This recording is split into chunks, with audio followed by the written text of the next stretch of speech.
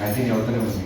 ఎక్కడ పోతే అక్కడ ఖచ్చితంగా నా ఇంపాక్ట్ అయ్యేటట్టు సర్వీస్లో ఇంప్రూవ్ అయ్యేటట్టు చేసుకుంటూనే పోతాను కంటిన్యూ. ఇప్పుడు మన 2 కాన్స్టిట్యున్సీలు డివిజన్స్ ఉన్నాయి కాబట్టి ఆల్రెడీ మొన్ననే మీటింగ్ పెట్టుకున్నాం. 50 మండలాల టెర్షియరీ లెవెల్ అని ఉంటుంది.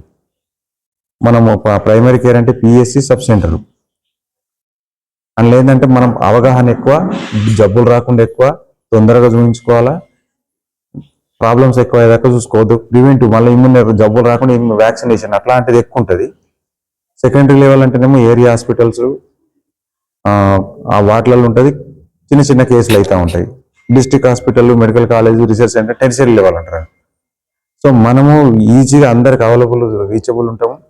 సో మనం ఉన్న 2 మండలాల 2 కాన్స్టిట్యుయెన్సీలో ఒక 15 మండలాల అందరినీ మెడికల్ ఆఫీసర్స్ని, ఏఎన్ఎంను, సూపర్వైజర్ని వీళ్ళందరినీ తీసుకొని వాళ్ళందరికీ అవగాహన. ఇప్పుడు చాలా మంది కూడా కొంచెము ఒక్కొక్కరు ఒక చేస్తుంటారు. వాళ్ళందరిని ఒక్క తాటిపైకి తెచ్చి మనం అందరికి రీచ్ అయ్యేటట్టు అంటే ఈజీగా కన్సల్టేషన్ ఉండే తర్వాత తొందరగా అవగాహన మనకి చాలా. ఇప్పుడు ఏంటంటే మనం ఐసీలలో పోవడానికి మెయిన్ రీజన్ ఏంటంటే ఇమీడియట్ అటెన్షన్ లేకపోవడం. అంటే ఒక జబ్బు ఇప్పుడు చిన్న పొగ వస్తుంది సార్, అప్పుడే ఒక నీళ్ళతో పోతుంది. ఒక గ్లాస్ నీళ్లు చాలు. మంట అయినాక మన 10 ఫైర్ ఇంజన్లు వచ్చినా కూడా మనము అట్లాంటి కండిషన్స్ వస్తుంటాయి అన్నట్టు. సో మనకు అవగాహన అనేది చాలా తక్కువ ఉంది. సో దాన్ని ఖచ్చితంగా మనము విలేజ్లలో పోయేటట్టు చేస్తా ఖచ్చితంగా అవగాహన. సో ఖచ్చితంగా రీచ్ అవుతాం సార్. మీ అందరి సపోర్ట్ ఇట్లనే ఉండాలా. Thank you. ఎప్పుడు ఉన్నది ఇంక ఇప్పుడు కంటిన్యూ కావాలి సార్ ఖచ్చితంగా. నమస్కారం. ఈరోజు ఈఆర్ ఫౌండేషన్ తరఫు నుంచి మన గ్రామీణ ప్రాంతం నుంచి కష్టపడి చదివి ఒక మంచి డాక్టర్గా పేరొందిన ఆర్మూర్లో సార్ రవీందర్ సార్ గారు డిప్యూటీ డిఎంహెచ్ఓగా ఈ మధ్యనే పదవి బాధ్యతలు స్వీకరించినందుకు సార్ని కంగ్రాచులేషన్ చేస్తూ, సార్కి శుభాభినందన తెలియజేస్తూ 2 మాటలు సార్ గురించి చెప్పాలనుకుంటున్నాను. గ్రామీణ ప్రాంత నేపథ్యంలో అప్పట్లో 90sలో 2002లో వైద్య విద్యకు ఎంత ప్రాధాన్యత ఉందో అందరికీ తెలుసు.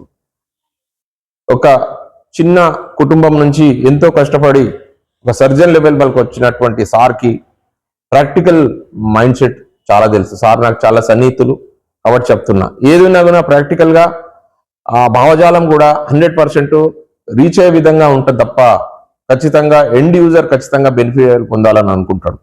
సార్ యొక్క క్రమశిక్షణ కానీ అండ్ పట్టుదల కానీ అంతకుముందు ఈ ఏరియా హాస్పిటల్ కాకుండా జక్రాన్పల్లిలో మోర్తాడ్లో చేసినప్పుడు సార్ గురించి తెలుసు. ఎందుకంటే సార్ ఏదైనా కానీ క్రమశిక్షణ ముఖ్యము.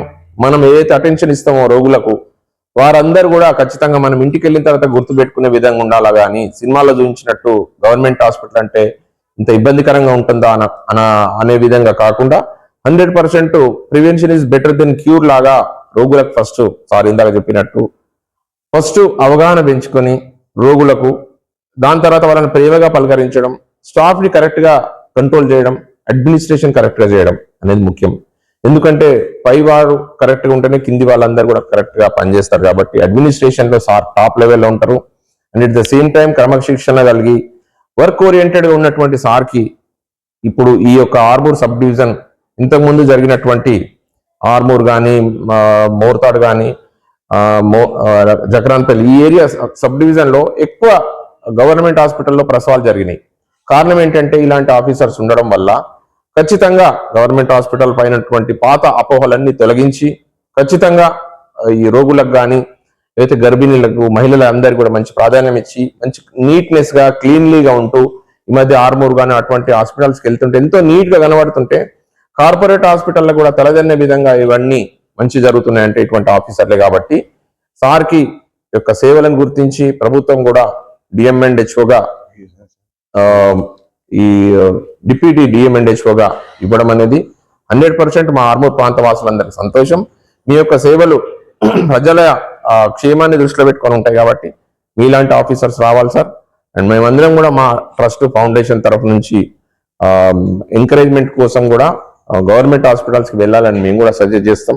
కాబట్టి మీ నేతృత్వంలో మీ యొక్క సూపర్వైజర్స్ కానీ ఏఎంఎంస్ కానీ డాక్టర్స్ అందరు కూడా మంచిగా ప్రభుత్వ హాస్పిటల్స్ ఇంకా మంచి పేరు తీయాలని కోరుకుంటూ సార్కి మరొకసారి శుభాభినందనలు తెలియజేసుకుంటాం. Thank you sir.